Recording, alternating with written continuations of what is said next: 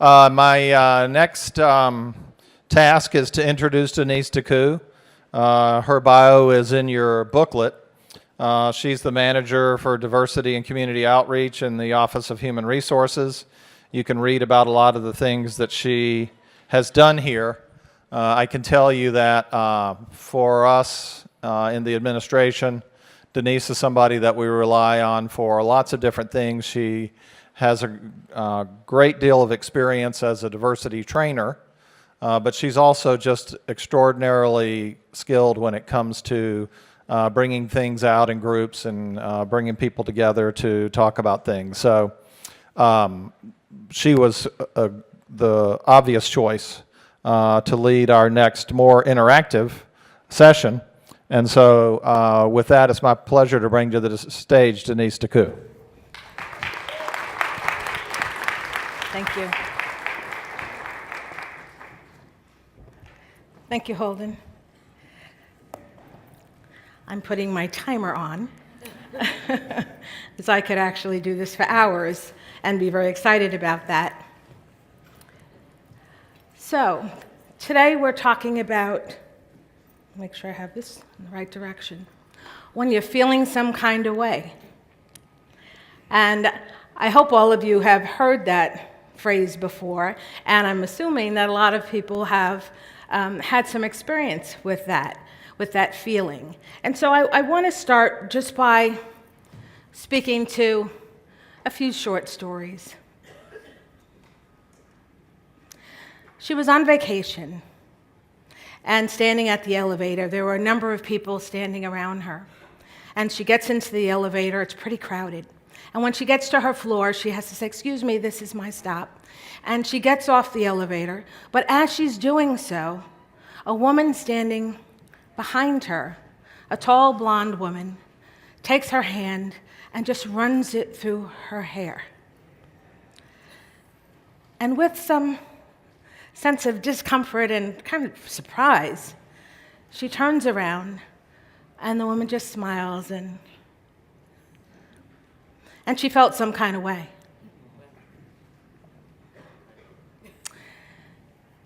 There was another young woman in a conference room, sitting at the conference table, 10 people sitting around the table. They're having discussion. They're coming up with some creative ideas. She comes up with this idea, and the room goes kind of silent. And then the conversation begins again, and about 2 minutes later, John provides this idea. And everyone, particularly the 5 people down at the other end of the room, high five, "John, great idea." Someone looks at her, kind of understanding or seeing what has just transpired, and the two of them feel some kind of way. Okay. And then there's a young woman, young African-American woman, sitting in an office with a supervisor, not her supervisor. And as they're just kind of chatting for a few minutes, he's going through some applications for employment. And out loud says, "Leroy Johnson," and immediately throws it in the trash can. Goes through several others, and then Keisha Williams throws it in the trash can. And I'm sitting there because all of these stories that made me feel some kind of way were experiences that I had. Okay. And so when I thought about when you're feeling some kind of way, I actually came up with that title because there were several occasions within the month prior where someone that I was having conversation with said, when I asked, "So how are you?" "Oh, I'm just feeling some kind of way," right? No time to really discuss what was going on, but that it was something that was occurring and reoccurring. And so I want to ask you, how many of you, by show of hands, have ever felt some kind of way because of something someone said or did? A large number of you. So what I'd like for you to do, just for a few minutes, and I'll time this, I'm going to say 3 minutes because we've got a lot to cover, right? But if you would turn to the person next to you And if there's no one sitting immediately next to you, someone behind you or in front of you, and if you would just take a minute and a half each, and I'll tell you when a minute and a half is up, to just talk about an experience you had when you felt some kind of way. Okay? So figure out who's going to speak first.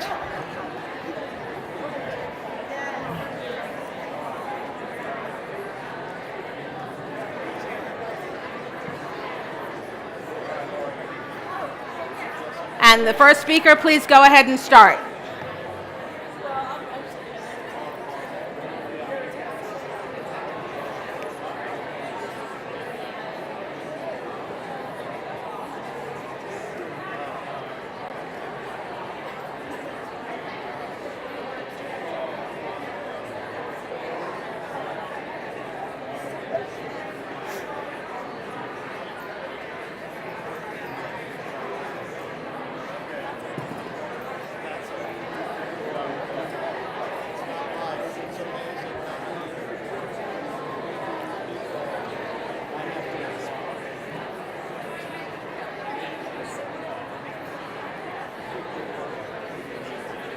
If whoever's speaking will finish up.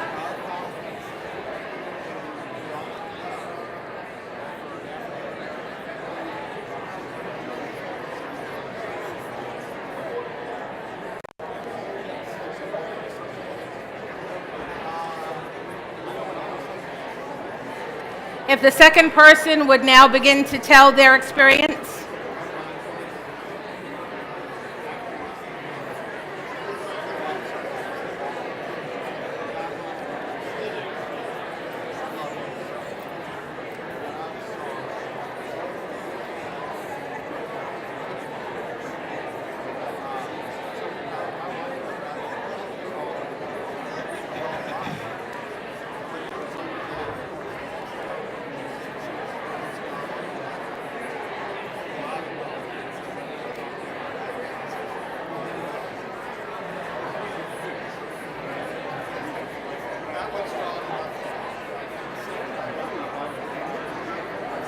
If we can finish up, I'd appreciate it.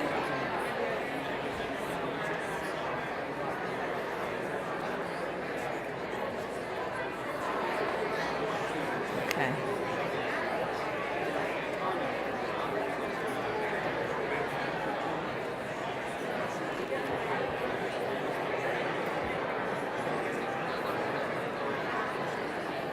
If we could finish our thoughts, please.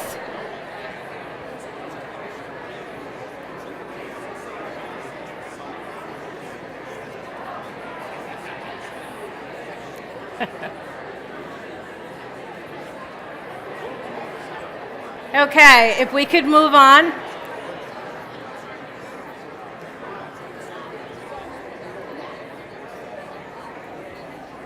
All right.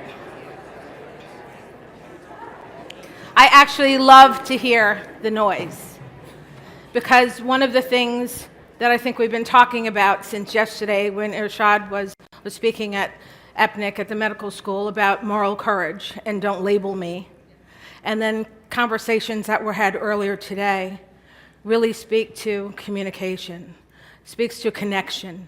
How are we connected to one another beyond being a part of this Washington University community? How many stories are there in this room? Thousands, hundreds of thousands of stories across the campus. And yet in 7 seconds, we make a judgment call as to someone's value, someone's worth, when we don't know them at all.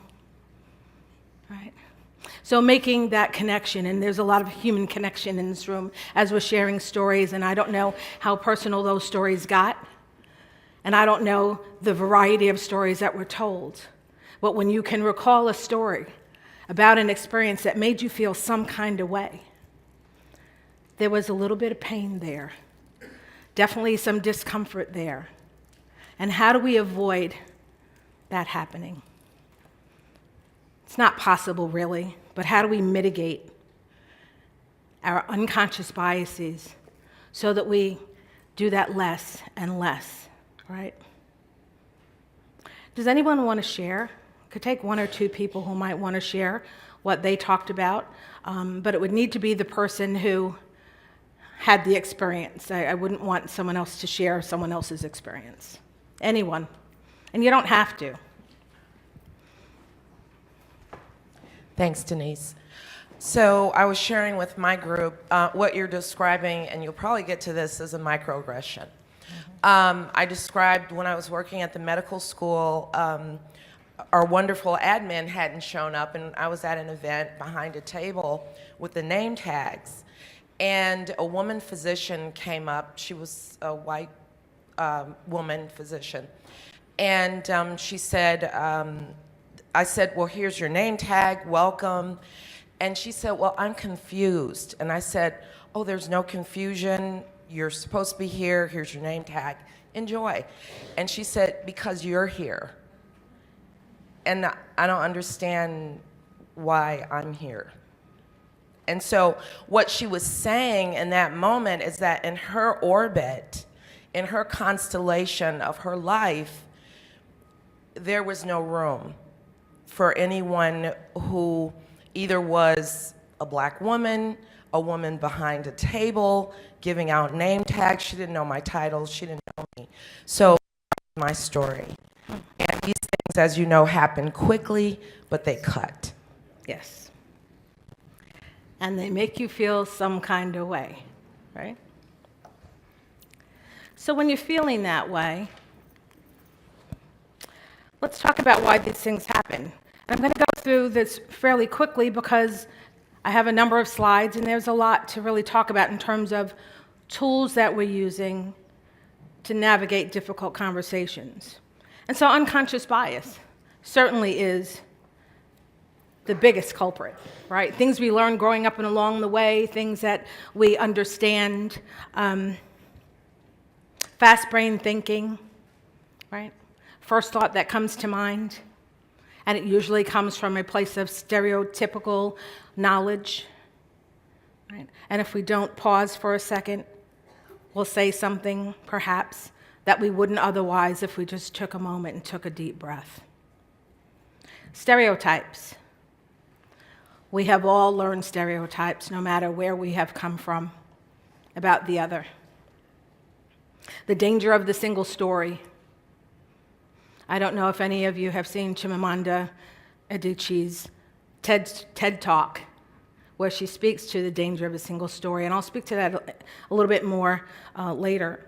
But the single story that's held by those in power to tell the story, and then tell the story as they see it for another culture, another group of people. The narrative is very, very small, and yet it's very directed. And when you hear that over and over and over again, you can't help to think, when there is a lack of exposure, right, and an absence of connection to people in those other groups or other cultures, to only understand that information that you have received over and over. And it's not just information that we receive from the people who love us most, our parents, our caregivers, right? But our communities, television, radio, today social media, right? Movies, all of these places where we're bombarded with messages. So the danger of the single story is really critical. Because in those 7 seconds when we're making a decision as to whether we're going to speak to someone or not, all of these other things are at play, the stereotypes, which make up the unconscious bias, and the lack of exposure, which then, because of isolation, right, not being familiar with these other groups, have us in a place of fear. And the unknown is always daunting, right? And then when you think about the fact that it's 2019, and shouldn't we have gotten past this already? Aren't there numerous opportunities to learn about other people? And yet, although there's no legal segregation, it's been gone for decades, we're segregated by economics. And if we think about most of our communities, what do they look like? Who's in them? When someone different moves on the street or into the community, is there always conversation? I've been one of those people who's moved into and been the only other in communities. As a matter of fact, from a very young age, my father moved us into white neighborhoods. So we had to navigate that in many, many ways, right? But there's a chatter, there's a talk, and that isolation really helps make the isolation, the fear of the other, that much greater. So when we talk about stereotypes, we know that they can create the narrative, and all we know in the absence of connection. I would like for you to do an exercise with me, and it's a quiz, actually, and it really is a quiz to test our cultural knowledge. Right. Each of you has a piece of paper, I'm hoping a handout. And I'm thankful to the Anti-Defamation League for allowing me to use this exercise. It was actually created in 2002. Right. And as many of the exercises in diversity and inclusion were created many years ago, I think one of the unfortunate things is that they're still very relevant today. Right. But I'm going to ask you to provide some responses. This is called Name 5. And in Name 5, I'm going to be asking you to list celebrities or notables, famous people, from a number of different categories, a number of different, I'll say, cultural identities. Not going to give you a lot of time to do this because it should be on top of mind. And we'll go through them one by one. Hopefully everyone has a pen. The first category that I'd like you to speak to, this would be famous people, celebrities, notables, either living or dead, and you can, as you go through this, repeat names. Okay? So, the first category, or first grid, would be African Americans. Name 5.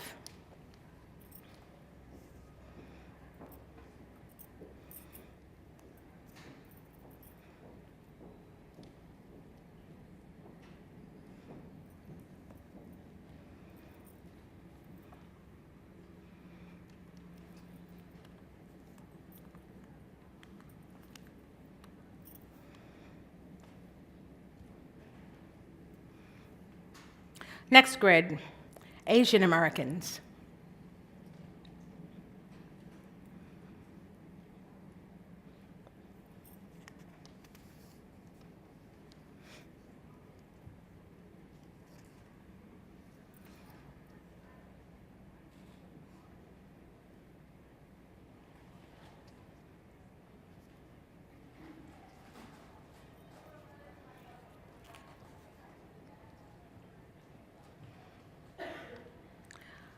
Next grid, American women.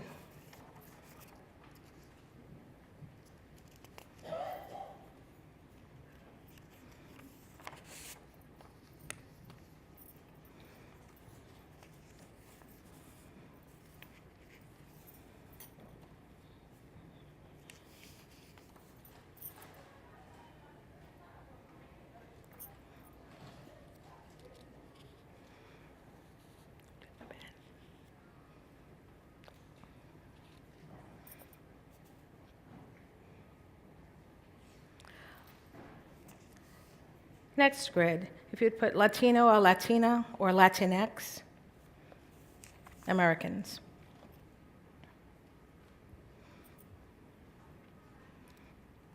Is there an extra handout over here? Okay, right here.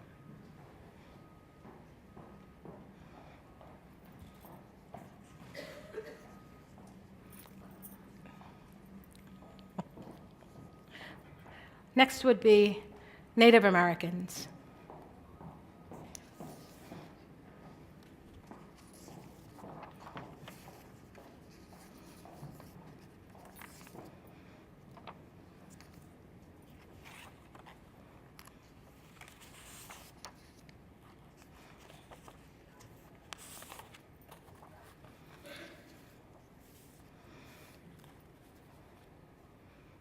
And Jewish Americans.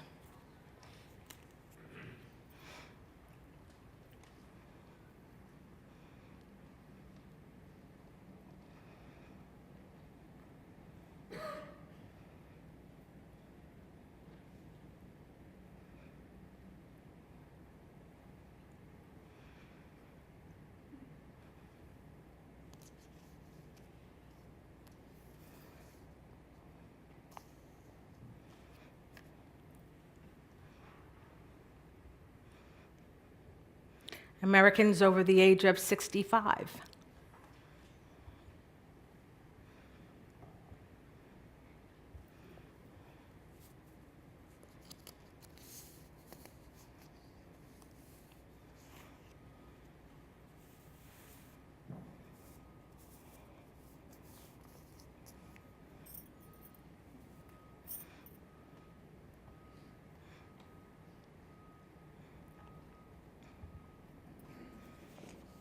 The next grid, lesbian or gay Americans.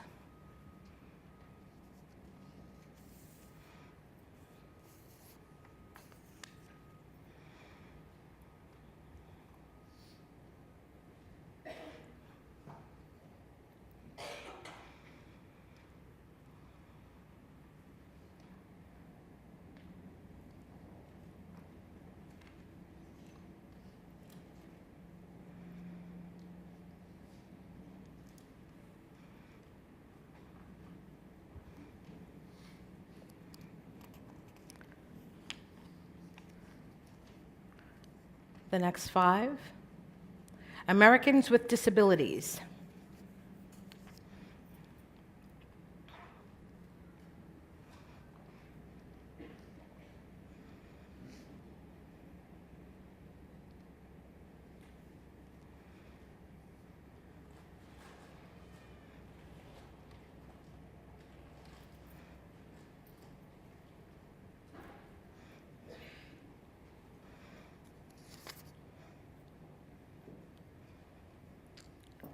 I have 2 more. The next would be Catholic Americans.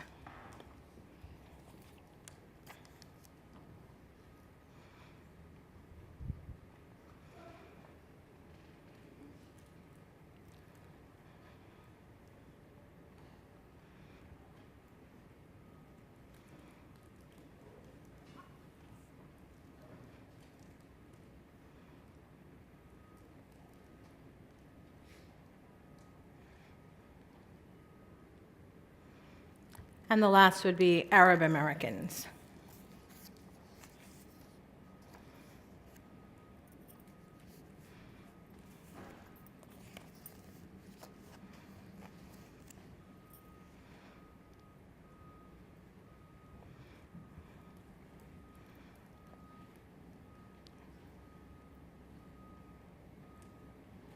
Okay.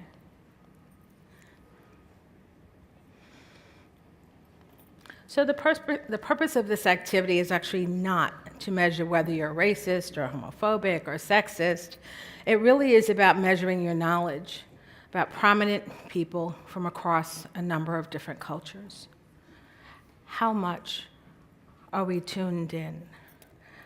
How many in this group were able to answer 5 for every category?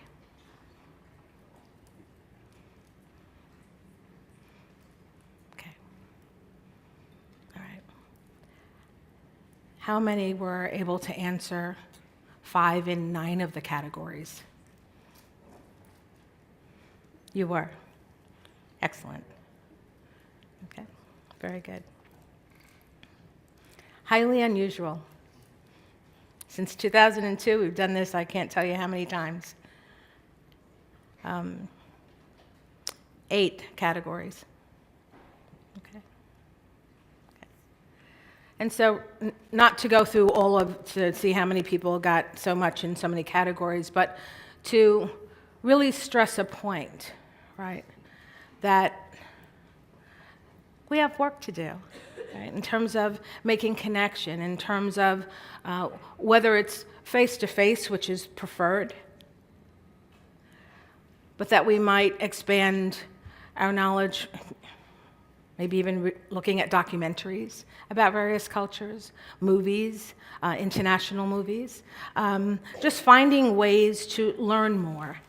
There was something that Irshad said yesterday that sat with me and that I had to think about for a while, and it was this idea that we as individuals need to teach or educate others about our cultures and about ourselves. Now, about ourselves, yes, certainly, because each of us as an individual has stories to tell, and we have multiple identities, so the idea of being plurals, right, is certainly true, and we also have spoken to that for many years as just having multiple identities, multiple social identities that are at play all the time.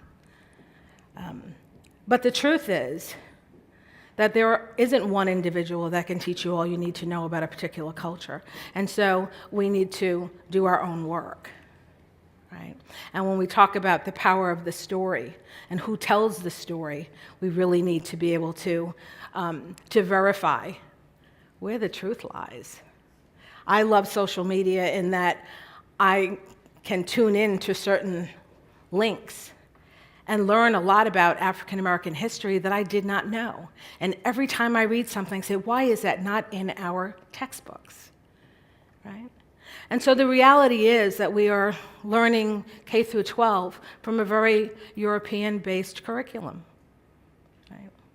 And so of course we don't know much about the other. And then in the absence of connection and in the absence of venturing out and being curious,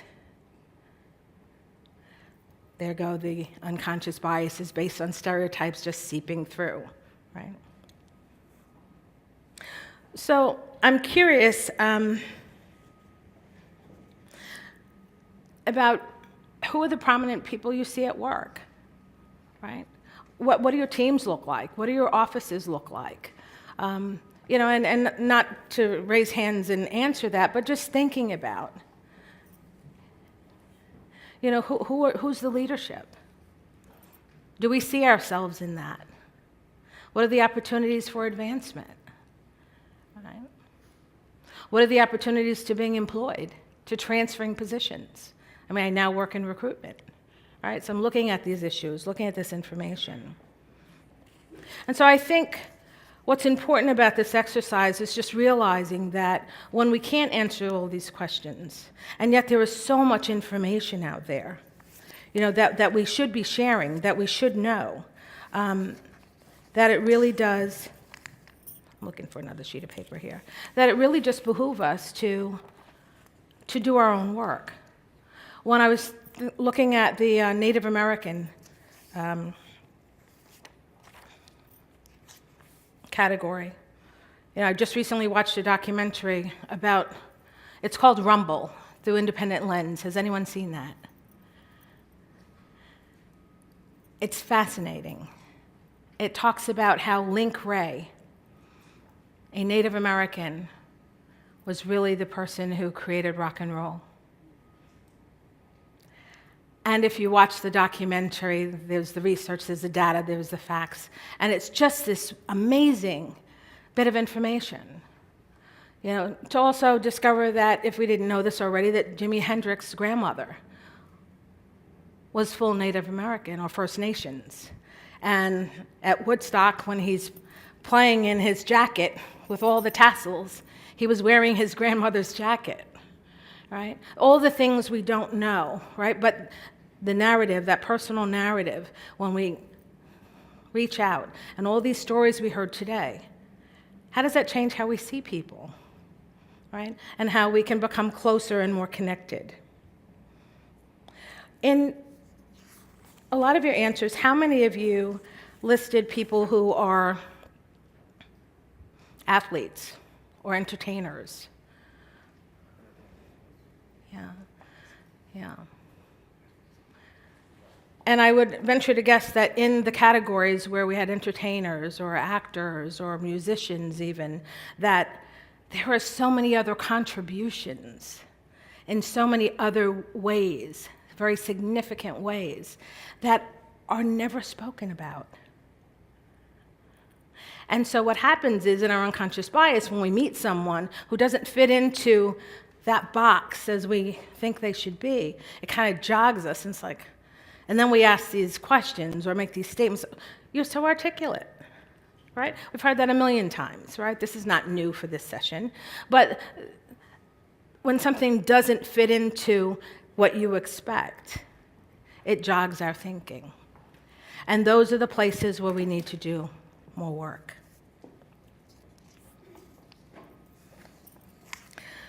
So to just end this piece around name 5, I think it's really important that we understand that we as individuals emphasize the sounds and we hear the sounds that we're listening for, right? So in our own experiences, when we say we hear the sounds we're listening for, it means we're looking for particular things because we've been kind of acculturated in a certain way, right?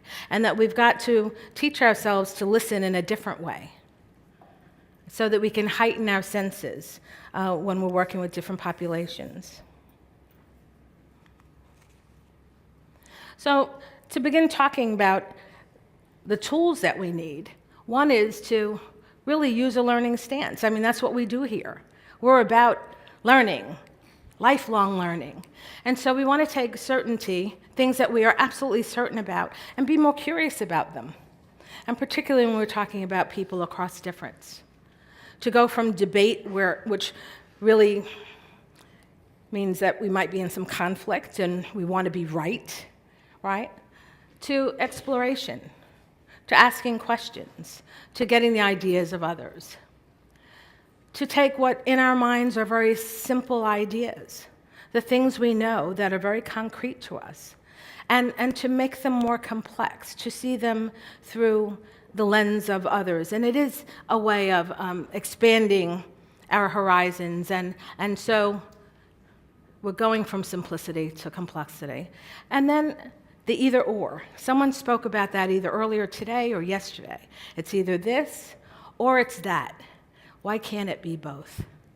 We know that in most issues, whatever the topic is, there are multiple truths.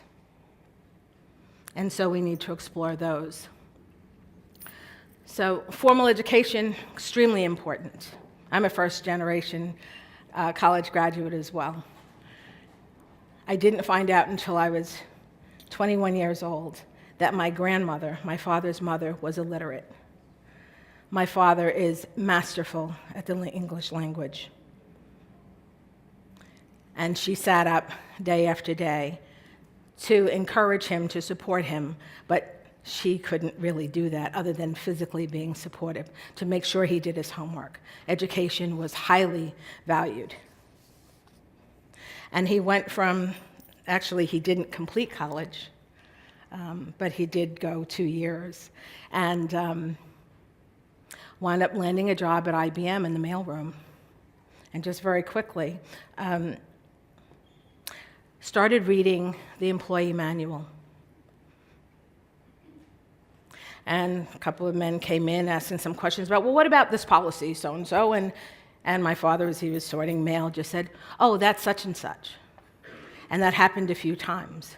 Well, my father retired with an early buyout package at the age of 57 after serving 26 years at IBM at international headquarters. Right? Amazing. But he was never promoted to a director position because he didn't have his degree. So instead, he helped others, taught people what he knew, and they became the directors and the senior vice presidents. But his career, I think, was pretty amazing. And so to have that formal education is really important, and we know that. But the lived experience, I think, is equally as important. To have gone nowhere, to have not been curious,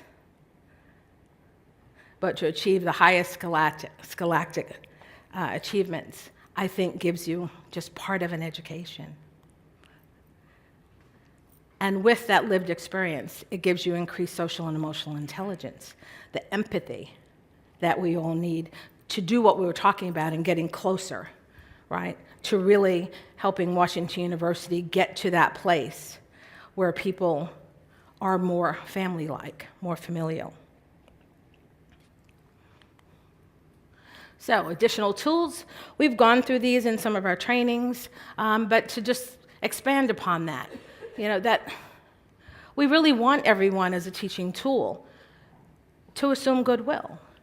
And there are those rare occasions when we know someone has said something to intentionally hurt us. But for the most part, I do not think that people wake up in the morning and say, I'm going to offend 5 people today. And I know exactly who they are. That would be an awful lot of work. It would be an awful lot of work to do. So I do think that when people say things, for the most part, it's from a lack of knowledge, a lack of understanding, fast brain thinking, unconscious bias. And do we give those people a pass? No. Do we give them grace? Yes. Because as we all go through getting better at all of this, we're going to make mistakes. And we want people to be forgiving to us as well. Right? The goal is to understand each other's perspectives, but be able to agree to disagree. We have come to a place in our society where words have become so sharp, right? And we have to, even if the other person is escalating, we have to be able to de-escalate a situation. And if it means taking a deep breath, which is a tool, right? So that heart rate goes down and the fast brain thinking goes into slow brain thinking, that we will be able to suggest and offer that we can have a discussion, understanding that we have differing viewpoints. And take that as far as we can get before it gets tense again, but move forward in that direction. Speak from your own experiences. One of the most difficult ways to challenge an individual is when the individual says, I feel a certain way about this. Or I've had this experience that made me feel. You see the humanity, you see the humanness in the person's frustration or pain. And it's really hard to combat that with something that's mean-spirited, right? And so when we speak in I statements, and we've all heard this a million times in a lot of different ways, right? But it really does have a very powerful impact when we can speak about I and not talk about you and what you did and what you have. It's just, I feel this way. Challenge the idea, not the person. Again, knowing that there are multiple truths. And this person might have a belief in their own truth that is so opposite yours. But it doesn't make the person a bad person. And we've got to be able to still move forward with conversation. We've got to lean into discomfort. I've had numerous people ask me, well, I really wanted to ask the question, but I was just afraid. I don't know how they'll respond. I said, well, if we use candor, if we use our authentic beings in asking questions, you'll get an authentic answer, most often, right? There might be those exceptions, nothing's absolute. But we've got to lean into that discomfort. And I say that in my experience, that people of color, people across difference, the others, are usually very willing to tell you about themselves when asked the question in sincerity. Because when you think about power and power dynamics, it's not really all that often that we're asked about how we feel about things or what our experience has been. And so I think in developing relationships, it wouldn't be the first thing out of your mouth. I mean, you want to know something about the person first, even if it's over coffee or lunch, which I think are great ideas, right? But then lean into that discomfort to ask questions that you're curious about. People are most often willing to talk to you. And then maintain confidentiality, because it's so important to have trust when you're building relationship, right? You can know someone for 20 years, and if they do one thing that's really offensive to you, you cut them off in a minute. Because the trust that has been built says that you won't ever do anything that would hurt me, right? So, these are all pretty simple tools, but they're really hard to do. and we can talk about them, but to put them into practice is really difficult. And so in navigating these difficult conversations, we really have to think about what we're going to say. First, is it true? And through the exercise we just did, to make blanket statements about things that we think are true, some of which are based on stereotypes, if we were to speak those, but if we research them first, we would find out they're not true, for the most part, right? Is it helpful? And it's going back to Bambi, right? If you don't have anything nice to say, don't say anything at all. It's really not a bad tool. Is it inspiring? Is it going to uplift the other person? Is it going to provide support and encouragement? If not, why say it? Is it necessary? There were times when people make offhanded comments. Was it necessary? No. And then, is it kind? A person could have 15 different positive attributes, but if they're not a kind person, that might not be someone you want to spend time with, right? Because then that also connects back to trust. Can I trust you? Any questions or thoughts? We'll have a few minutes for questions and answers, but I think, if you can keep that in front of mind, is really helpful. So the danger of the single story, I really wanted to show this video, but as I said, I could stand up here for hours, and I don't have hours, and we all know that. But in the single story, it's again going back to that narrative. And Chimamanda Adichie speaks to when the story is told by those in power and not by the people who really own the story, we have a tendency to write the story in seconds or secondly. And she speaks to this whole notion very eloquently. And what she says is, if you begin the story about the Native Americans with the bows and the arrows, that's secondly. If you speak about the colonization of this country, or the Europeans coming onto their land and begin there, you have an entirely different story. And so how many times do the stories start in the secondly?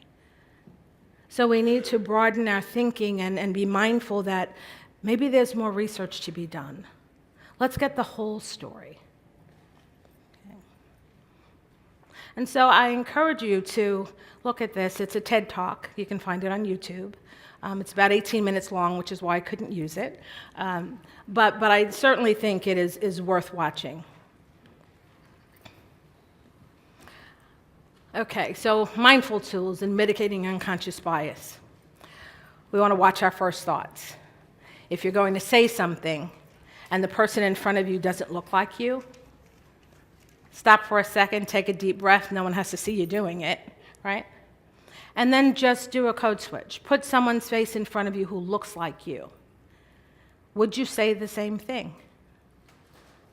And if you wouldn't, chances are you've got a bias lurking there, right? Using the power of logic. Well, I've heard people say, well, I'm not going to hire anybody under the age of 30. They're just not reliable. They're not going to stick around. They don't have the same work ethic. But if you use the power of logic, and you think about all of the people you know who are under the age of 30, and say you know 15 of them. Think about each one. Do they fit those characteristics? Most likely the answer is no. But while you're doing that, while you're thinking about the power of your logic, what will happen is you are lessening and mitigating your unconscious bias, because your bias and the work to mitigate it can't rest in the same place at the same time. Hitting the pause button. How many of you have children or grandchildren? Young children. I should ask young children, right? Yeah. And they do something that really makes you upset. They know better. You've told them they know better, right? And it makes you really frustrated. your best response to them is going to be after you've hit that pause button and count to 10. A lot of us have learned that tool, right? Count to 10, diffuse. Slows down your heart rate, you can think more clearly, and then you have a better response typically. That can happen in the workplace, it can happen in a grocery store, it can happen in a gas station, in a parking lot. Someone takes your spot, right? You count to 10, hit the pause button. And then acting as if the bias doesn't exist. If we could see every individual at their best self, imagine them there. The work that we would do with them and or for them would be very different because we're seeing them in an elevated status, which oftentimes they're at, we just don't see it. And then finding common ground. Where are the places that we have connection, that we can begin our conversations so that we can get to more substantive conversations and then be able to ask some questions that we might be curious about and be better received in that way. The tough part, making it happen, being mindful. And being mindful takes such a long time to get to that place where you're always in that space. When we are in roles around diversity and inclusion, the last thing that we can afford to ever do in the workspace is make a mistake. And we do. And when we do, we have to own up to that. And we apologize, and we say, how can I do that better for you? Or, and fix it, right? But the goal is to not make those mistakes. It might happen at home. You have one of your grown children call you out on something on a Saturday afternoon when you're just kind of relaxed, right? Because we're human, and it happens. But we've got to practice that when we're feeling some kind of way that we can express that, and we're going to tell someone, when you said that, I felt this way. Have the conversation. Practice. And lastly, all of the conversations that we've had up until this point have really been about connection. Connection and communication. And if we're not speaking, not communicating, not reaching out to connect, then we really are not going to achieve the goals that we've set ultimately for the university. We have a treasure trove here of people from so many different places, so many different walks of life, so many different lived experiences. We need to really begin to tap into that in some really meaningful ways. I have one more piece, and then we'll have some time for some questions. This is a poem by James Patrick Kinney. Some of you may have heard it. It's called The Cold Within. Yes? Okay. 6 humans trapped by happenstance in dark and bitter cold. Each one possessed a stick of wood, or so the stories told. Their dying fire in need of logs, the first woman held hers back, for on the faces around the fire, she noticed that one was black. The next man looking across the way saw one not of his church, and couldn't bring himself to give the fire his stick of birch. The third one sat in tattered clothes. He gave his coat a hitch. Why should this log be put to use to warm the idle rich? One rich man just sat back and thought of the wealth he had in store and how to keep what he had earned from the lazy, shiftless poor. The black man's face bespoke of revenge as the fire passed from sight, for all he saw in a stick of wood was a chance to spite the white.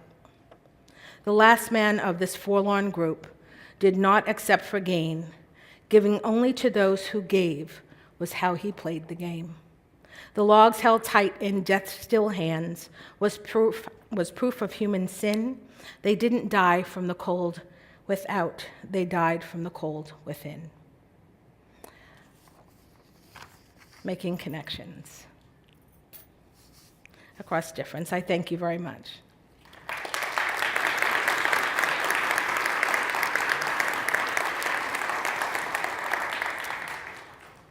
So I can take questions for, I guess, about 8 minutes. Anyone have any questions?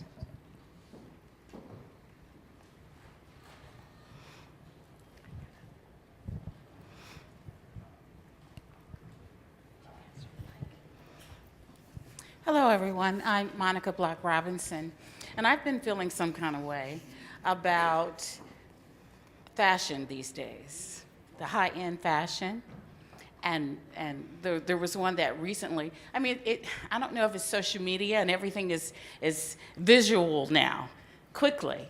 And the most recent thing I saw was a hood with a noose as an accessory. That has me feeling some kind of way. Mm-hmm.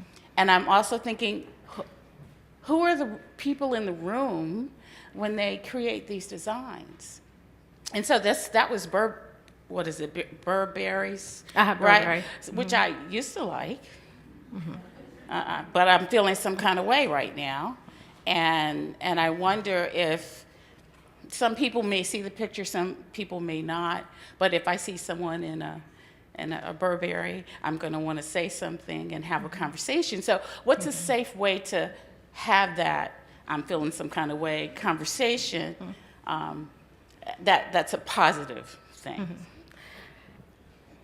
In that case, I believe that I wouldn't have the discussion with the person wearing the Burberry, but I would write the company.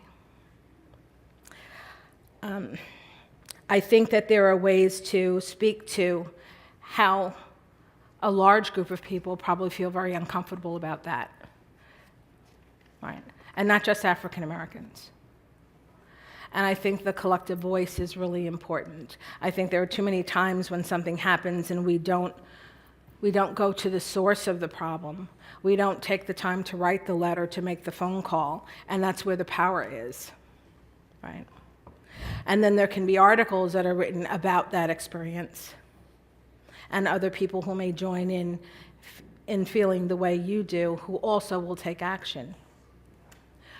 Depending on the situation, where you saw the person in the clothing, you might feel comfortable to engage in a conversation. But again, when you do, using the tools that we just went over, you would use your I statements.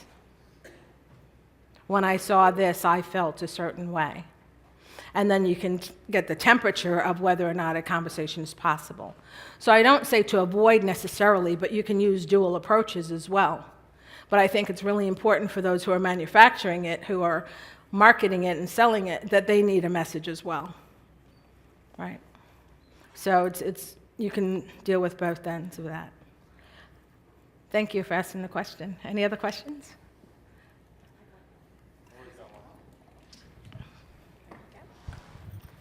Thank you, Denise, for providing us with some thoughts and some tools.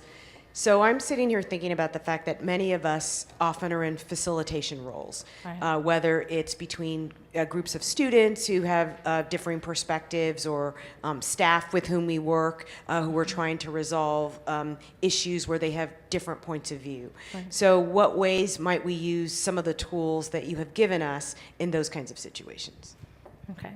In facilitating situations? Yes, so Okay. we've got, a student group on one side who has a particular point of view, and a student group on another side who has a different point of view, and they're both feeling some kind of way, Right. and they're coming to us looking for some resolution which looks different on either side. Right.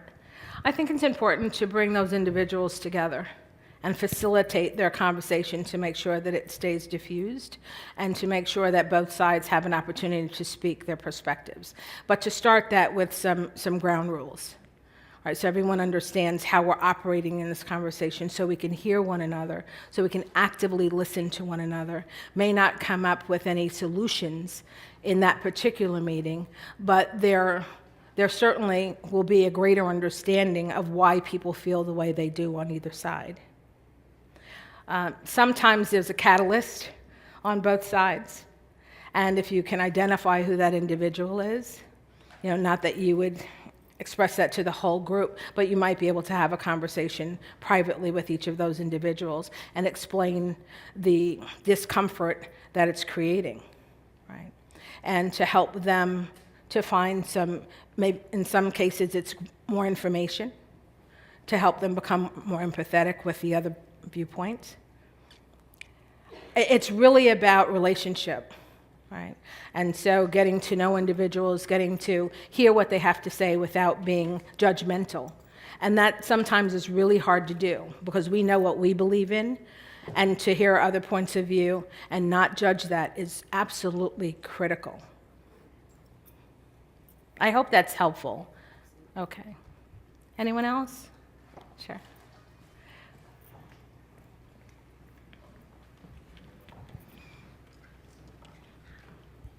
Thank you. Hi, Denise. Hi. Marina is my name. I'm a graduate student here, and I would like to ask a question that, even if I help with these kinds of things, I really struggle with this speaking up when you don't feel safe. For the people who can't see me, I'm a cisgendered white woman, European. It's very safe for me to speak up because of the way I look, a blonde, blonde and blue-eyed. But I struggle with the fact that a lot of my friends don't, and I think there is an additional cost for people who don't look like me to actually say, this is how I feel, because you can't, and I don't want to speak on behalf of them, but I struggle with this because they constantly have to put themselves out there, which may not really be great in their career. So depending on who your supervisor is. So I'm wondering if you can kind of speak on the other side of this. So I am going to approach the situation with grace, but how does this look like for leadership? And shouldn't there be this counter approach that would be even more graceful, because traditionally people like me are in charge? So you're talking about people who look like you or are not speaking up, and that you're doing that?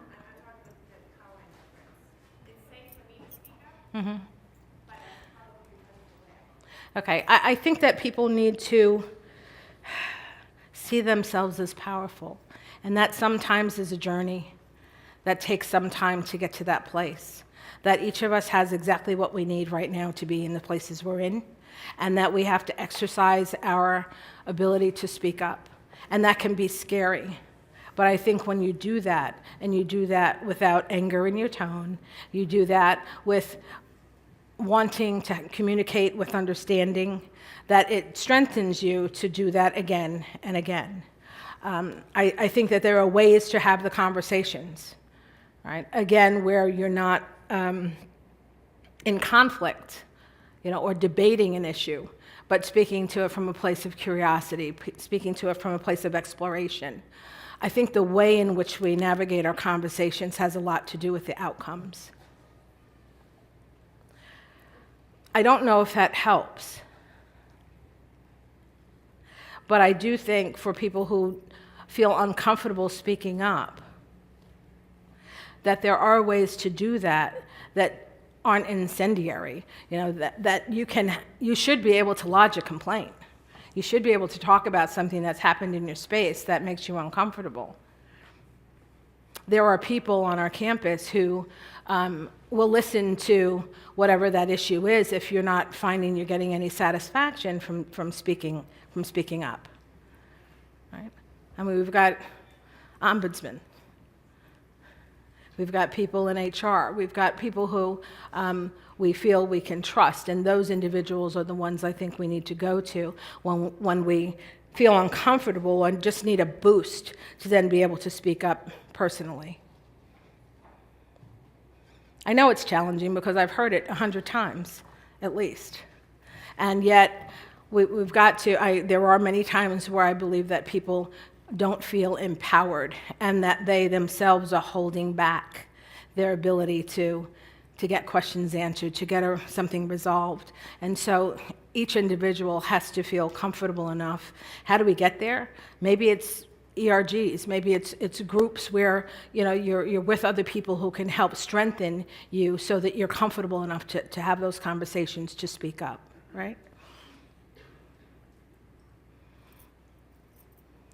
Okay.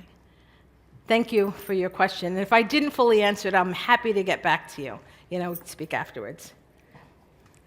Thank you very much, everyone.